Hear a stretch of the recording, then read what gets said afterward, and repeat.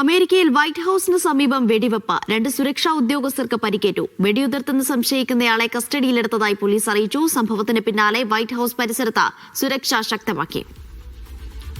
BK Suhail വിവരങ്ങൾ നൽകാനായി ചേരുന്നു. സുഹൈൽ, അമേരിക്കയിൽ വെടിവെപ്പുണ്ടാകുന്നത് ആദ്യത്തെ സംഭവമല്ല. പക്ഷേ വൈറ്റ് ഹൌസിന് സമീപം ഇത്തരത്തിലൊരു ആക്രമണം ഉണ്ടാകുമ്പോൾ അതിന്റെ തീവ്രത വർദ്ധിപ്പിക്കുന്നുണ്ട്. എന്താണ് ഇവിടെ സംഭവിച്ചത്? ഒപ്പം ആക്രമണത്തിന് കാരണം എന്താണെന്ന കാര്യത്തിലൊക്കെ വ്യക്തത വന്നിട്ടുണ്ടോ ഇപ്പോൾ? അനിഷ, വാഷിംഗ്ടൺ DC നടന്ന വെടിവെപ്പിൽ 2 നാഷണൽ ഗാർഡ് അംഗങ്ങൾ ആണ് ഇപ്പോൾ ഗുരുതരാവസ്ഥയിലായിരിക്കുന്നത്. FBI ഡയറക്ടർ കാഷ് പട്ടേൽ തന്നെ അക്കാര്യം അറിയിക്കുകയും ചെയ്യുന്നു. പ്രാദേശിക സമയം ഒരു 2:15 അക്രമി നാഷണൽ ഗാർഡ് അംഗങ്ങൾക്ക് നേരെ വെടിയുതിർക്കുന്നത്. ഇതിൽ സംശയിക്കുന്ന ആൾ റഹ്മാനുള്ള എന്ന അഫ്ഗാൻ പൗരനാണ് എന്ന് US മാധ്യമങ്ങൾ റിപ്പോർട്ട് ചെയ്യുന്നു.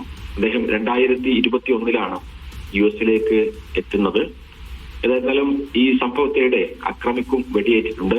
ഇയാളെ ആശുപത്രിയിലേക്ക് മാറ്റി. ഈ അക്രമിക്ക് ഗുരുതരമായി പരിക്കേറ്റുവെന്ന് US പ്രസിഡന്റ് ഡൊണാൾഡ് ട്രംപും അദ്ദേഹം സോഷ്യൽ മീഡിയയിലൂടെ അറിയിക്കുന്നുണ്ട്.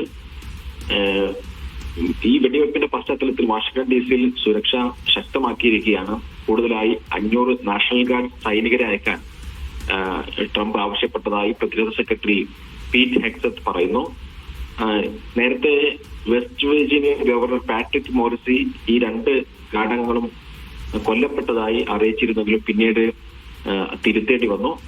പരസ്പര വിരുദ്ധമായ റിപ്പോർട്ടുകൾ ലഭിക്കുന്നു എന്ന് പറഞ്ഞുകൊണ്ടാണ് ആ പോസ്റ്റ് തിരുത്തിയത്. ഏതായാലും നേരത്തെ അനീഷ സൂചിപ്പിച്ചതുപോലെ US വെടിവെപ്പ് പുതുമയുള്ള കാര്യമൊന്നുമല്ല. പക്ഷേ ഒരു അഫ്ഗാൻ പൗരത്വമുള്ള ഒരു വ്യക്തി 2 നാഷണൽ ഗാർഡ് അംഗങ്ങൾക്ക് നേരെ വെടിയുതിർത്തു എന്നുള്ളതാണ് വാർത്ത. ഏതായിരുന്നാലും ഇപ്പോൾ 2 പേരുടെയും ആരോഗ്യനില ഗുരുതരമായി തന്നെ തുടരുകയാണ്. ശരി, അമേരിക്കയിൽ വൈറ്റ് ഹൌസിന് സമീപമാണ് വെടിവെപ്പുണ്ടായിരിക്കുന്നത്. 2 ഉദ്യോഗസ്ഥർക്ക് പരിക്കേറ്റിരിക്കുന്നു. BK സുഹൈലാണ് ഇന്റർനാഷണൽ ഡെസ്കിൽ നിന്ന് വിവരങ്ങൾ നൽകിയത്.